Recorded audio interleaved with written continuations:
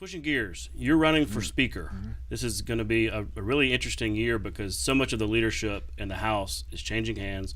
You've put your name forward. You're one of two candidates running for speaker. Tell me why. Give me your pitch for what you're telling lawmakers to elect you speaker. Well, of course, this is my 28th year. I've served 7 terms, and I'll be, myself and Jim Carnes will be the longest serving legislators starting in this new quadrennium. So I feel like I have the experience, particularly over the last 10 years, dealing with the general fund budget and dealing with the budgets. Also, I feel like I have the experience from the standpoint of when Republicans gained the majority, because I was in the minority for 16 years, of taking on some very big tasks back in 11, 12, 13, when we had so much pent-up demand on some changes that we had been advocating for years. Stuff like the rolling reserve fund.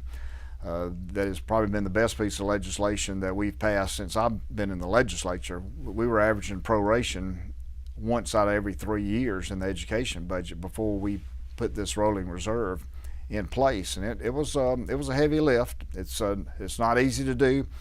People want to spend, or some folks want to spend all that you got instead of putting some aside for the next year.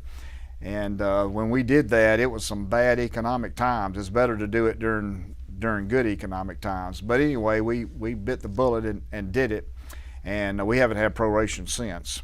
Other issues like the checkoff bills, the banning of double dipping, and some other issues were very controversial. The Accountability Act back in 13, very controversial, about led to some fisticuffs among some lawmakers. So, you know, I've got the experience from dealing with those tough issues, and I think one of the main things for a speaker to do is to be able to help the membership achieve their goals within their districts.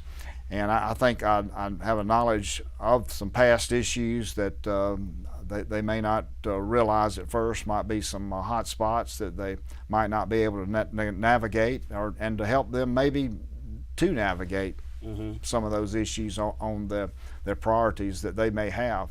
So I just think I have that experience to be able to do that. It's interesting because, I mean, it isn't an election, right? You're elected amongst your caucus and then eventually by the body. So you've essentially got a campaign, right? Member to member. That's correct. When you're talking to those members of your caucus, what do they say that they're looking for in a speaker, given that there's going to be a change in leadership? Well, I think the main thing, they want fairness. Of course, they're looking after their districts, and that's what they need to. Well, we all have districts of 47,851 constituents, give or take 5%. And that's their main concern there, that they'll be given a fair shake. And so I try to reassure them that they will have that with me. Well, we're out of time. Good luck in the race. I should emphasize that we did also invite Nathaniel Ledbetter, your opponent in the race. He couldn't come on this show, but we'll have him on in the future. But thanks again for coming on Capitol Journal. I appreciate it. Thank you.